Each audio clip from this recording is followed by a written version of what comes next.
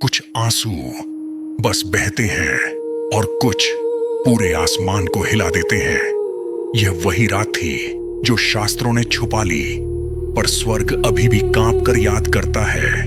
वह रात जब मसीह ने खून के आंसू रोए और उन आंसुओं ने एक ऐसे युद्ध को जगा दिया जो सृष्टि से भी पुराना था। शास्त्र कहते हैं वह प्रार्थना की रात थी, पर स्वर्ग जानता है वह युद्ध की दहलीज थी। यीशुआ पत्थर पर घुटनों के बल, उसके चेहरे से बहता पसीना खून में बदल जाता है, और जैसे ही पहली बूंद गिरती है, दो संसारों के बीच की दीवार दरकने लगती है। धरती कांपती है, अंधकार करवट लेता है।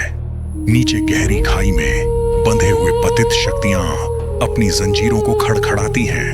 उनके आंसू चेतावनी थे। हजारों वर्षों बाद प्राचीन वॉचर्स उतरते हैं। सबसे आगे मिकाइलियन प्रकाश की अग्नि में लिपटा, आवाज गड़गड़ाहट जैसी, पंख पर्वत जैसे अनंत, पर प्रकाश के साथ साथ अंधेरा भी उतरता है।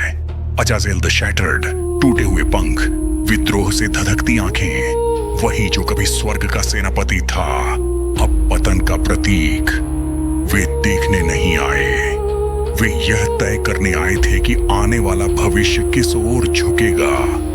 और फिर रात की सबसे गहरी परत से एक छाया उठती है। सामाएल, गिरा हुआ शासक, अभिशप्त सिंहासन का वारिस। घुटनों पर आओ मनुष्य पुत्र, यह संसार मेरा है, तुम्हें इसे बचाने के लिए कभी चुना ही नहीं गया था। उन्हें छोड़ दो तो मैं तुम्हें वो संसार लौटा दूंगा जिन्हें मैंने कायद कर रखा है। यीशुआ चुप रहते हैं, उनकी आवाज नहीं, उनके आंसू जवाब देते हैं। खून की एक लाल धारा जैसे तारों की राख पिघलकर आंखों से बह रही हो, और छुपी हुई भविष्यवाणी जाग उठती है। रोमी सैनिकों के पहुंचने से पहले ही पहला प्रहार हो चुका था। मिकाइलियन के स्वर्गीय दस्ता अजाजेल की ऑब्सिडियन लीजन से भिड़ते हैं। प्रकाश के पंख अंधकार के पंखों से टकराते हैं। सृष्टि की तलवारें अधोगति के भालों से गूंजती हैं।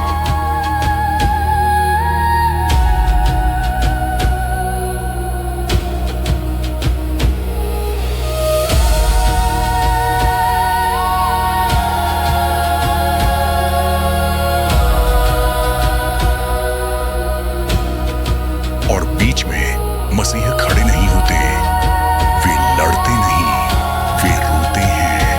उनके आंसू, उनका शस्त्र, उनका समर्पण, उनकी तलवार।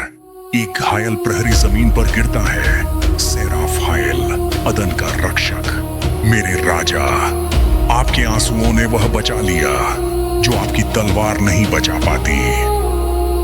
और अगली ही क्षण वह हवा बनकर मिट जाता है। उसका नाम इतिहास से काट दिया जाता है।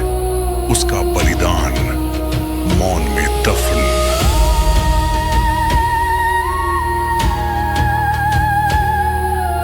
उनकी मृत्यु युद्ध को खत्म नहीं करेगी, वह उसे शुरू करेगी, क्योंकि गेत्समनी में गिरा वह खून पहली मुहर था और क्रूस दूसरी बनेगा। स्वर्ग अपनी सबसे अंधेरी घड़ी के लिए तैयार होने लगता है।